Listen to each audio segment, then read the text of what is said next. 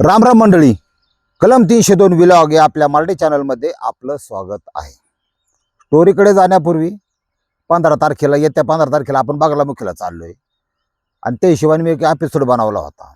काही गैर हिंदू किंवा नास्तिक अशा लोकांनी दोन तीन जण जे चुकीच्या कमेंट करायला सुरुवात केली. तर त्यांना विनंती आहे, आणि माझी विनंती थोडी कडवट असते, की तुम्ही तुमचं बघा. पहिली गोष्ट, नको तिथं लुडबुड करू नका, कोणाच्या भावनांशी धर्माशी खेळू नका. आषाढी एकादशी, महाशिवरात्री ह्या पवित्र हिंदूंच्या सणा दिवशी बैलाचं म्हशीचं अंड खाणारे तुम्ही आम्हाला अजिबात शिकवायची गरज नाही की देव आहे का नाही. आणि तुमचं काम बी नाही ते. तुम्ही नको डोकं लावू नका. नाही तर करेक्ट कार्यक्रम केला जाईल हवनच्या माध्यमातून, ध्यानात ठेवा. जाऊन द्या मग. कोणाला जर यायचं असेल फक्त बुकिंग करा. पेमेंट 2 दिवस आधी घेऊन काय करायचं, बुकिंग नाव नोंदवू शकता. आणि ती बी 15-16ला पूर्ण दिवस आमुष्या जायचं कारण असं होतं की 2 योग आहेत. तर मला तिकडं जायचे, काय तुम्हाला सगळ्याला माहिती आहे, कामाख्याला. एक गुरुपुष्पामृत योग आणि दुसरा आहे आता 23 मे कालाष्टमी. ध्यानात ठेवा. देवीचं आणि कालाष्टमीचं काय महत्त्व असतं सगळ्याला बऱ्याच जणांना माहिती आहे. एक हठयोगाच्या माध्यमातून एक सिद्धी प्राप्त करण्याचं प्रयत्न चालू आहे. देवाच्या दयाने मिळली तर तुमचं कल्याण केलंच म्हणून समजा. असा विषय. आणि ह्याच्यात काय कुठला व्यवहार नाही, काय नाही. जन्माला आलंय ना, असंच नुसतं खाऊन हागून नाही जायचं. माझ्या डोक्यात काहीतरी समाजासाठी काय वेगवेगळं करता येईल तेवढं करत राहायचं. आता आपण आपल्या स्टोरीकडे जाऊ. कानपूर उत्तर प्रदेशमध्ये एक घटना घडली या 8 दिवसापूर्वी. त्या घटनेची भयंकर चर्चा आहे सगळीकडं. आणि 5 घटना एकाच गावात असा प्रकार येतो. विषय काय तुम्हाला समजून सांगतो. लहूसिंग गरीब कुटुंबातली व्यक्ती, सिक्युरिटी गार्ड आहे, 16,000 पगार आहे. हा लहूसिंग आणि पत्र्याच्या घरात राहतोय. अक्षरशः जागा मग स्वतःची असली तरी पत्र्याचं शेड मारून त्याच्यात राहतोय. एकच मुलगी आहे त्याला, 17 वर्षाची, आणि तिचं नाव मिताली. 12वीला पोरगी. इतकी हुशार पोरगी तुम्हाला सांगतो. 90, 92, 94 पर्यंत टेकायची अभ्यासाला. आणि दिखणी अत्यंत. दुर्दैवाने 3 वर्षापूर्वी त्या लहूसिंगच्या पत्नीचं निधन झाले बेस्टच्या कॅन्सरमुळं. म्हणजे छातीचा कॅन्सर, स्तनाचा कॅन्सर म्हणू आपण त्याला. स्त्रियांचं अकाली मृत्यूचं जे प्रमाण आहे ना, ही गर्भाशयाच्या पिशवीचा कॅन्सर आणि स्तनाचा कॅन्सर हे जास्त आहे भारतात, लक्षात घ्या. त्याच्यामुळं लय अवघड आहे. आणि फर्स्ट स्टेजमध्ये असेल ना तर जुळतंय, पण सेकंड थर्डमध्ये गेला ना कंट्रोल करायला अवघड होतंय. त्या लहूसिंगची पत्नी वारली. मग आता पोरगी त्यावेळेस 15 वर्षाची होती, 14 वर्षाची होती. म्हणलं बाई तू काय नको करून, कालन बिलन मी करी, तू फक्त भाकर टाकत जा, मला भाकरी येत नाही. अशी माई लेकराचं चालू झालं. बापाचं 15,000 मिळायचं, पण त्याचं लक्ष एकाच गोष्टी होतं की पोरीला आपल्या काहीतरी बनवायचं. आणि आपलं तर काय, बाबा जेवलं पतार पालतं असला परपंचे. काय कुठं इस्टेट नाही, हवेल्या नाही, काय नाही. पोरगी एखाद्या नोकरीला चांगली लागली ना, आपला जन्म धन्य झाला. लय लेकराव जीव त्याचा. मग ती स्वयंपाक 2 टाइम करायची, घरची भांडी धुणं हा सुद्धा तो बनवायचा. तू नको करू, तू अभ्यास कर, तू लक्ष दे. पोरगी तशी डोक्याला हुशार. सायकल घेऊन दिली होती नवी. 3.5 किलोमीटर तिथून कॉलेजला जावं लागायचं. मध्ये थोडा ऊसाची शेतं, थोडासा एक डोंगराचा भाग होता. पण तो म्हणला ही तू एकटी नको जात जाऊ, एक जोडीदार मैत्रीण घेत जा. चालतंय म्हणले. मग तिने एक दुसरी मैत्रीण, तिच्याकडे पण एक सायकल आहे नेहा नावाची. ती नेहा आणि त्या 2 जणी जायच्या यायच्या. आता कसं होतं, बोरी पिकल्या ती लोक दगड मारणार, ध्यानात ठेवा. 12 महिने तिच्याकडे बघणार सुद्धा नाही डोकून, पण बोर पिकली की दगड मारणार. हा निसर्गाचा नियम म्हणा. त्याच गावात एक अवलाद होती. ती अवलाद म्हणजे चांगलं कमी न वाईट जास्त. का? पैसा पापाचा. तुम्ही जे अन्न खाता ना, हे जर पापाच्या पैशाचं असेल ना हा, मेल्यावर नरक तर गॅरंटेड, पण जितपणे सुद्धा त्याला काही गोष्टी फेडून जावं लागतात, त्याचं सरळ होत नाही. हा, ध्यानात ठेवा. आता ते एक सावकार आहे, त्याचं नाव आहे श्रीपाद पटवारी. रगेल माजुर, लोकांचं गाया गुरं वाढणार कशात, व्याजात. ती विकून टाकायची, दादागिरी करायची, पैसे वाट, आणि गरीब असून द्या, गरजूवंत असून द्या, त्याला अक्कल नसती. पोर आजारी पडलं, बायको आजारी पडली, दवाखान्यात म्हणले भरा 5,000, भरा 10,000, पैसे तर नाहीत. आता ही समाज आमकं तमकं, याला तर त्यांच्यावर दाडभर अक्कल पडले, तुम्हाला माहिती. कुणी कोणाचं नाही, एकटाच माणूस जगावं लागते. ते नाईलाजाने त्या सावकाराकडे जायचं, ते नीट करायचं पेशंट, त्याचं होईन तसं फेडायचं. असे बऱ्याच ठिकाण चाललंय. अजून गेला बा ते बी, त्याला दिलं पैसे. मग त्या नेहाच्या वडिलांना ह्याची माजुरी अशी वृत्ती गावात चालूच होती, तुम्हाला सांगतो. पोराला बोलट, तिकडून एक कानात बाळी, इकडून एक पाळी, काय चुंगीला बिल एखादी बाळी केली अशी तर कोणाला माहिती. बारीतले कपडे, ह्याला कट मार, त्याला कट मार, त्याच्यावर रुबाब कर, असे 21-22 टोन गती. आता बाणगड अशी झाली की त्याला जसं ती वयात आलं टोन ग त्या पाटवारीचं, आणि ती लागलं तरस करायला. बाईची छेडकाड, यात्रेत, बाजारात, कुणाला चोरटा स्पर्श कर, कुणाचा अवयव दाब, असं चालू केलं बघा. ह्यांची ही म्हणजे समजा एखादं जसं गिरणात जर स्त्री पुरुष संबंध झाले, एखादा नीच वृत्ती पैदा होती, तशा प्रकारचा संबंध. ती अवलाद तशी तयार झालेली बा, लय त्रास द्यायची समाजाला, ह्याला त्याला.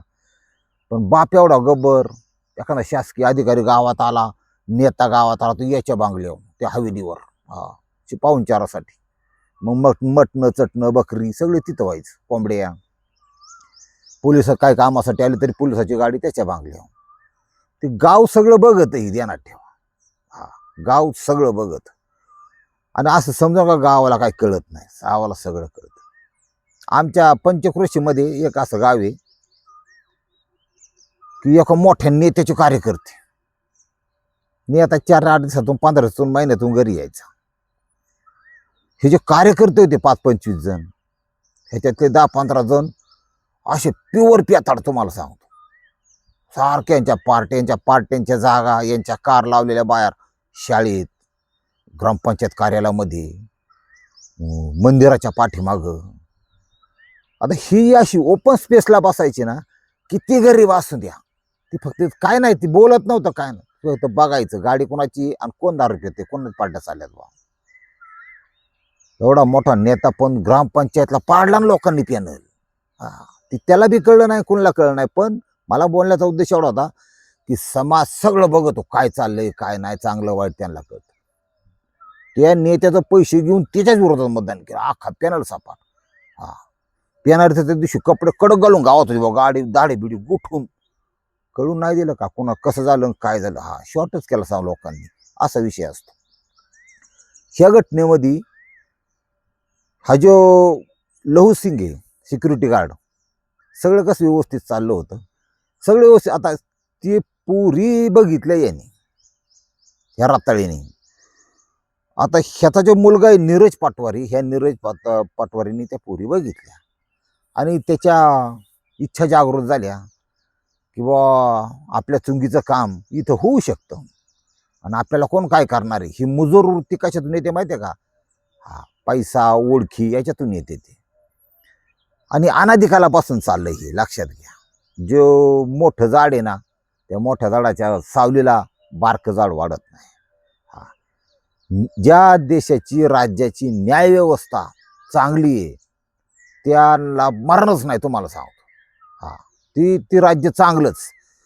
पण असं वाटलं ना गोरगरीबाला की बाबा आपल्यावर अन्याय झाला, आपल्याला न्याय मिळू शकत नाही, समजायचं ही नेपाळ पॅटर्नची सुरुवात आहे, असा विषय असतो. मग यांना डोंगराला चढ्या ठेवत नाहीत लोक, ध्यानात ठेवा. नेस्तनाबूत यांचे फार्म हाऊस, 7-7 गाड्या, आणि ते रुबाबन अशा बंगल्याच्या बंगल्या दाडा पिटून देतात लोक. सोपं नाही एवढं. हा, पण मानवी वृत्ती अशी आहे. हा, ठेवा, लक्ष ठेवा, मतदान करा. थांबा, लय गोरगरिबाचा लय शॉर्ट करतात लोक, तुम्हाला सांगतो. आता इथं कसं झालंय, त्या पोरी कॉलेज जाताना त्यांनी तर गाडी आडवी लावलीच बुवा. म्हणला काय आपलं काम होईल का नाही, तुला हॉटेलला नेतो, आईश करू आपण, जेवण सांगतो, गिफ्ट देतो, गिफ्ट, हां मोबाईल देतो बारीतला, पण माझी पण इच्छा जरा पूर्ण करा. त्याला काय ती काय देते का तेव्हा, पैसेवाल्याचं पोर, ती ओळखी पाळखी असणार. पुरी चांगल्या होत्या, ती काय बावलाट नव्हत्या, त्यांचं टार्गेट शिकायला हुशार होत्या. ती एकी म्हणली, एक जण तर म्हणली तू आई बहिणीला घेऊन जा आम्हाला म्हणूस तोवर, नाही का, उलट पालट बोलली. झाला ना युगो जागृत, व्हायला मला असं म्हणती. हा आता तुला असं म्हणते मी, सोपं आहे का, तू काय रस्त्यावर पडल्या गरीबाच्या पुरी. ती एकीने तर ती मुलगी मिताली होती ना 17 वर्षाची, लव सिंगची पोरगी, तिने तर कानाखाली वाजवली वयाच्या नकाशाच. आणि मग गेलं बा निघून, बघून घेणं दुनियादारीनं गेलं होतं निघून. खाया प्यायला फोकाट मिळते म्हणून त्याच्याकडे रोटी पण ठरले होते, पण त्यातले फक्त त्यांनी दोघं घेतले जरा जाड जोड मजबूत. त्याचं फार्म हाऊस होतं, फार्म हाऊसमध्ये हवेली वेगळी आणि रानात शेतीत म्हशी गाय बिया गोठा असायचा लोकांच्या वडून आणलेल्या, तिथे एक फार्म हाऊस होतं, झोपायची वगैरे सगळी चांगली सोय. त्या ठिकाणी नेलं, त्या ठिकाणी गेला, ते 2 पंटर होते, रोटी पंटर, त्यांना बोलून घेतलं, प्लॅन केला. म्हणले आपल्याला कार्यक्रम राबवायचा हिचा. मग जी आधीची एक मुलगी आहे मिताली, आणि तिची जी मैत्रीण आहे, त्या मैत्रिणीला यांनी उचलून आणलं शाळेतून सुटल्यानंतर 5:38 त्या फार्म हाऊसवर आणलं. 3 जणांनी तिच्यावर अत्याचार केला, चाकूच्या दाखाखाली अत्याचार केला, आणि तिला सांगितलं की नरडं कापून टाकीन, तुझं कुटुंब मारून टाकीन, आम्हाला जर तुकडं बोलली तर. काय केलं, तिला परत त्या सायकल पाशी सोडलं, सायकल होती ती, आली घरी अंधार पडता पडता. आईला तिने सगळा प्रसंग असं असं झालंय. जसं तिने नाव ऐकलं की हा नीरज पाटवारीचा कार्यक्रम आहे, मग ती म्हणली बाई बोल नको कोणाला, पोरीची जाते, काचचं भांड आहे, लोकाला कळत होते तुझं व्हायचंय जायचंय असं म्हणून ती बाई आली प्रेशरमध्ये. त्याचं नाव दुर्गा देवी. ती काय नावाचा दुर्गा आहे नसती, काय हा उपयोग आहे त्या नावाचा. ती पोरीला तिने गप्पच केलं बा. ती पोरगी म्हणली हा मी नाही कोणाला बोलणार, काय नाही काय नाही. पचला नाही एक अत्याचार, लक्षात घ्या. असे शेकडो गुन्हे होत्यात, कळून येत नाही. तुम्ही तिथं राहता, तुमच्या गावात शहरात सुद्धा असे बरेच गुन्हे होतात ज्याची नोंद पोलीस स्टेशनला जात नाही किंवा जे ओपन होत नाही ना, त्याच्यामुळे हे नाराजा माणसं फावतं. ही वस्तुस्थिती. समाज बी काही इतका सरळ नाही, तुम्हाला सांगतो. लई अडी अवलादी इथं बी. हा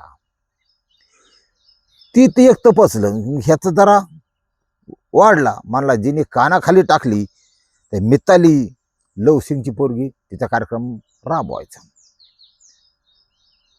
7 एप्रिलची घटना. ती शेवटचा पेपर देऊन माघारी येत होती 12वीचा. बाप कामावर गेलेला, दिवस आता मोठा आहे, त्याच्यामुळं पोरगी वडीने चाललेली सायकलवर, एकटीच होती. ह्यांनी परत तिला बी उचलली बा तशी, कॅनलच्या कडेला सायकल रस्त्याच्या कडेला टाकून दिली तिची, आणि घेतली गाडीत पोरगी. गाडीत घेतली की फार्म हाऊसवर. हिने इतका प्रयत्न केला स्वतःला वाचवायचा, स्वतःचं शील वाचवण्याचा, पण 3 जणांच्या पुढं तिचं काही चाललं नाही. आणि ह्यांनी नको ते कृत्य तिच्याबरोबर केलं. कपड्याला सुद्धा रक्त लागलेलं, हे लागलेलं. अशा अवस्थेत तिला पण धमकी देऊन सोडून दिलं सायकल पैशी, सायकल तिला आणून दिली. तशा टेन्शनमध्ये पोरगी घरी. आता आई बिगर आईचं लेकरू, बाप लवसिंग आला. पोरगी 1 नाही 2 नाही, बघितलं पोरींग काय केलं, तिने काय स्वयंपाक केलं नाही, रडायला नुसती रडायची. बापाला काय सांगा ना. अरे म्हणले आजारी आहे का, त्याने आपलं डोक्याला हात लावला. मला ताप बीत तर नाही तुला, काय झालं काय झालं. मग मला थंब मी काहीतरी खिचडी बिचडी करतो, मुगीची डाळ आणि तुमचं तांदूळ. त्यांनी केली बा खिचडी तयार, दोघांनी खाल्ली. पोरगी का खाली नुसती रडायची, कारण आई मरून गेलेली, बाप आहे, झालं हे कसं सांगावा. तिच्या काय डोक्यात बसाना. म्हणला आईचं ध्यान होते का तुला, का 3 वर्ष झालं तर आई गेलेली, झोपतो. हा झोपला, ती झोपली.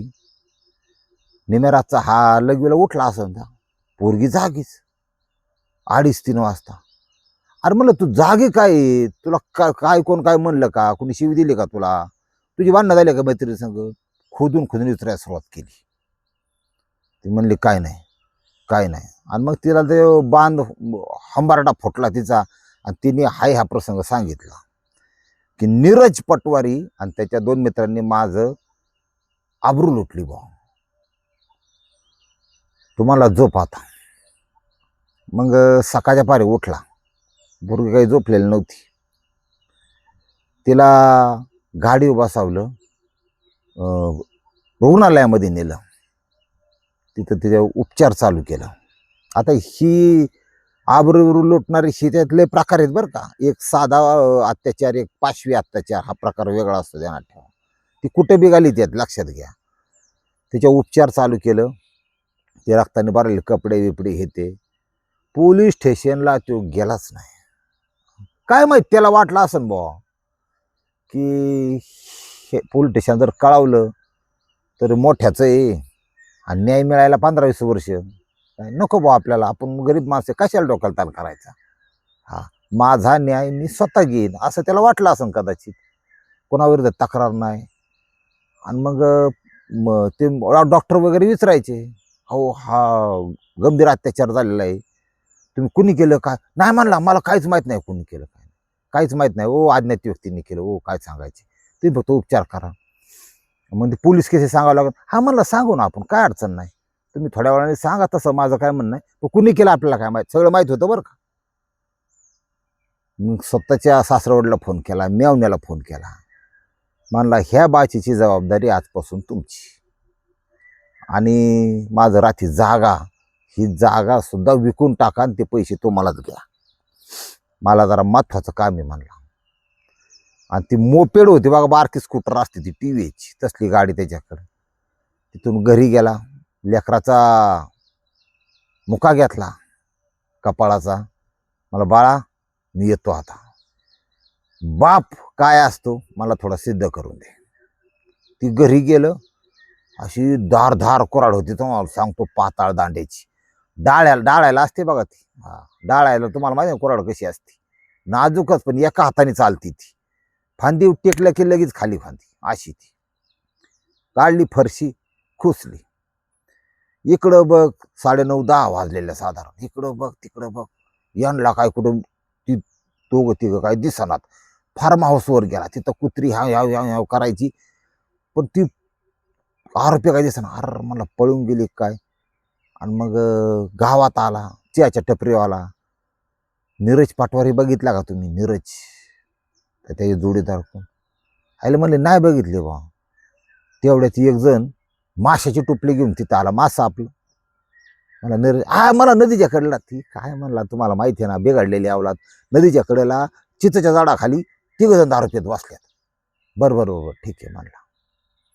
ह्यानी मफलर घेतला आपला, गुंडाळला. कारण लांबून माणूस बघत आल्याला बघितल्यावर यांनी पळून जाऊ नये.